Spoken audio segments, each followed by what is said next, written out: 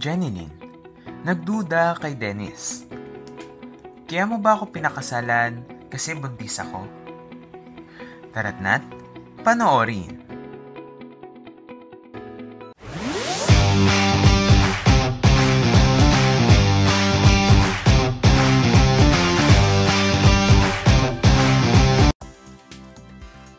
Isa sa mga pinakatampok na love stories sa showbiz ay ang relasyon ng kapuso ultimate star na si Jeneline Mercado at kapuso drama king na si Dennis Trillo. Ngunit, sa kabila ng kanilang tila perpektong pagsasama, inamin ni Jeneline na nagkaroon siya ng pag-aalinlangan noong nag-propose sa kanya si Dennis habang siya'y nagdadalang tao.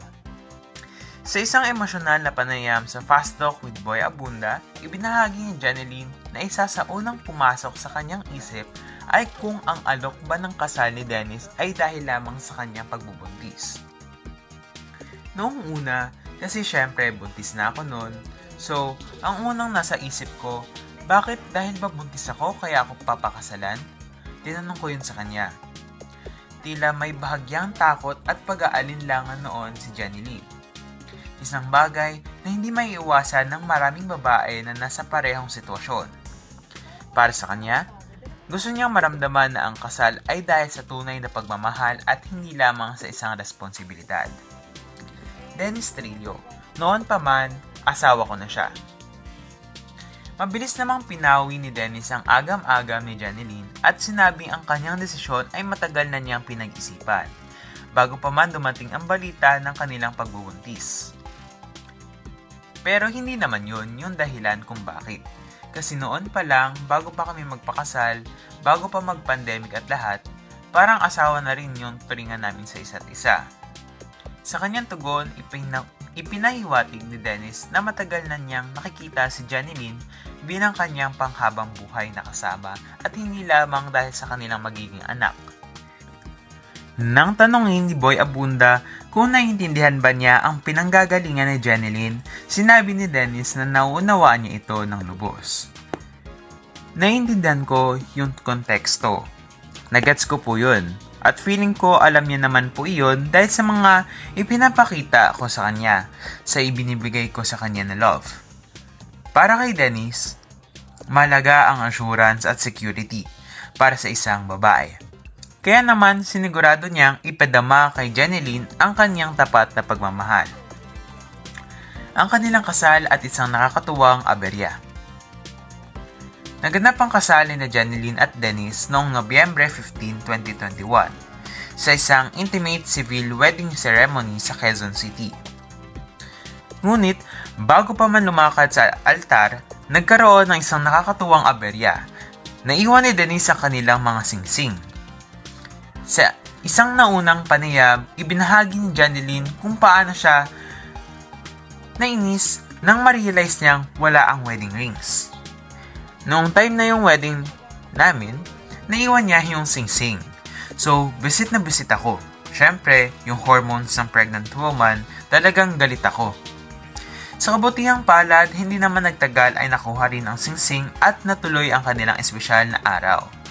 Ang insidenteng ito ay naging isang nakakatuwang alaala na kanilang naipabahagi sa kanilang journey bilang mag-asawa. Pagsilang kay Baby Dylan at bagong buhay bilang magulang.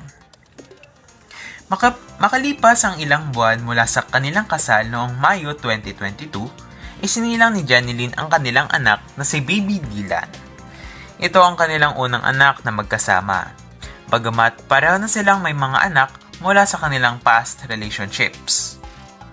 Sa kanilang bagong buhay bilang magulang, patuloy nilang pinapatibay ang kanilang pamilya sa kabila ng mga pagsubok ng pagiging nasa showbiz industry. Mas naging pribado na rin ang kanilang buhay at mas pinili nilang iwasan ang labis na exposure ng kanilang anak sa social media. Jeneline at Dennis sa 2025. Mas matibay, mas masaya. Ngayong 2025, patuloy na namamayagpag ang kanilang career at buhay pamilya. Kamakailan, muling nagbalik tambalan ang mag-asawa sa pelikulang Everything About My Wife, na isang Filipino adaptation ng hit Korean film na may parehong titulo.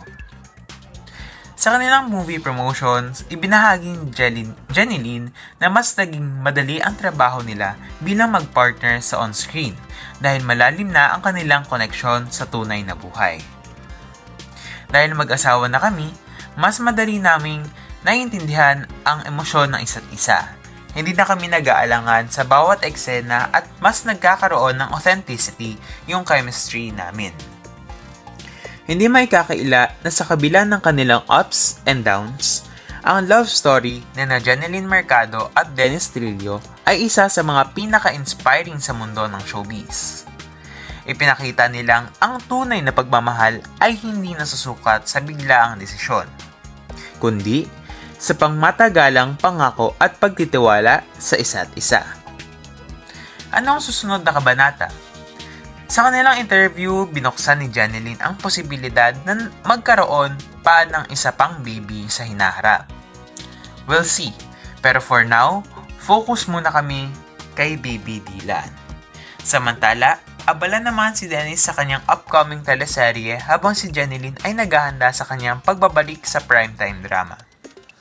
Ano pa kaya ang mga susunod na kabanata sa kanilang love story? Isang bagay ang sigurado. Sila ay patuloy na magtutulungan, magmamahalan, at magiging inspirasyon sa marami. At dyan nagtatapos ang ating chika for today. Ano kaya sa palagay nyo?